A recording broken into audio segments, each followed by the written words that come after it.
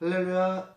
9월 5일 말씀 묵상을 함께 나누겠습니다. 말씀은 갈라디아서 4장 1절로 7절입니다. 제가 말씀을 봉독하겠습니다.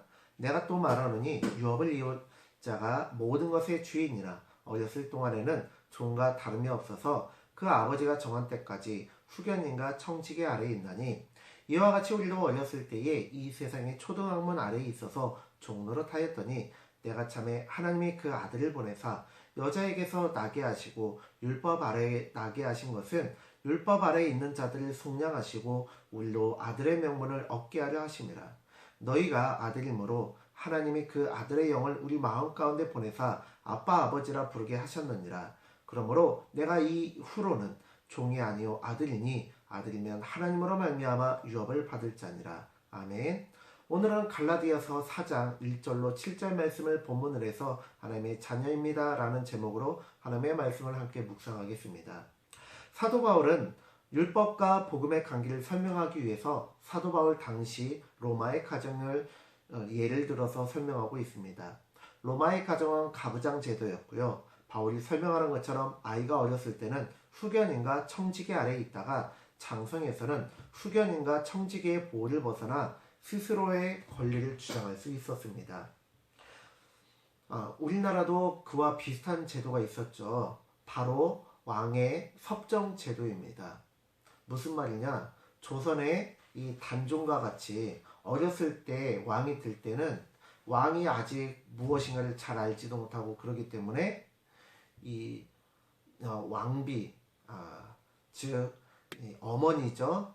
어머니가 대신 이 대리청정 혹은 섭정이라고 하죠. 그러한 대신해서 왕이 있지만 그 왕이 아직 어리기 때문에 대신해서 어머니라든지 아니면 믿을 만한 사람을 대원군으로 삼아서, 예를 들어서 흠선 대원군 같이요, 대원군을 세워서 그 대원군이나 자신의 어마마마를 통해서 국정을 운영하는 경우가 있었습니다. 그러나 이 어린 왕이 나이가 들고 결혼하고 장성할 때는요, 그 권리를 물려줘야 돼요. 아무리 어머니라 할지라도, 사적으로는 어머니라 할지라도 그 아들에게 권한을 물려줘야 되고, 아무리 집안 어른으로서 대원군을 삼아서 이 섭정을 하게 했다 할지라도 그 왕이 장성할 때는 그 권리를 돌려줘야 돼요. 그런 것처럼 그렇게 권리를 이제는 돌려줬음에도 불구하고 이제는 종이 아니고 이제는 율법 아래에서 종노릇하는 데서 해방돼서 복음의 자녀, 하나님의 자녀가 되게 해주셨음에도 불구하고 왜 그것을 누리지 못하느냐라면서 이해하지 못한다라고 얘기하는 거예요. 자, 말씀을 보겠습니다. 3절 말씀. 이와 같이 우리도 어렸을 때에 이 세상의 초등학문 아래에 있어서 종노릇 하였더니 때가 차매 하나님이 그 아들을 보내사 여자에게서 나게 하시고 율법 아래에 나게 하신 것은 율법 아래에 있는 자들을 속량하시고 우리로 아들의 명분을 얻게 하려 하심이라. 무슨 말이에요? 예수님을 우리 가운데 보내셨는데요. 율법 아래 오게 하셨지만 그 율법을 뛰어넘어서 우리에게 십자가 복음을 주셨다라는 거예요. 그리고 믿음의 첫 열매가 되게 하심으로 말미암아, 믿음의 첫 열매가 되게 하심으로 말미암아 우리도 예수님의 뒤를 따라 하나님의 양자가 될 수 있도록, 하나님의 자녀가 될 수 있도록 허락해 주셨다라는 거예요.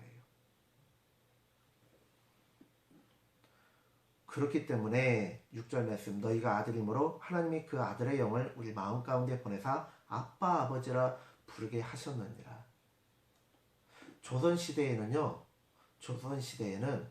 아버지가 양반이라고 할지라도 어머니가 뭐 하인이라든지 그렇게 좀 비천한 신분이면요, 뭐라고 했어요? 서자라고 했어요.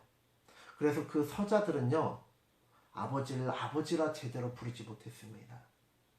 여러분은 홍길동전 기억나십니까? 그 홍길동전에 보면은 아버지는 번듯한, 지금으로 치면은 무슨 장관까지 이렇게 올라가고 있고 현재 장관의 위치에 올라가 있는 분이에요. 그런데 어머니는 하녀였잖아요. 그렇기 때문에 서자였기 때문에 홍길동이 평생 동안 아버지를 아버지라 부르지 못하고 형님을 형이라 부르지 못했어요. 그래서 홍길동이 큰 사고를 치고 나라를 떠나게 되었을 때 마지막으로 평생을 대감마님 부르던 그 아버지에게 저의 평생 소원이 있는데 그걸 꼭 들어주시기 바랍니다. 그것은 호부 호영을 허락해 주시길 바랍니다. 호부 호영이 뭐예요? 아버지를 아버지라 부를 수 있고 형님을 형님이라 부를 수 있도록 허락해 달라고 하는 거예요.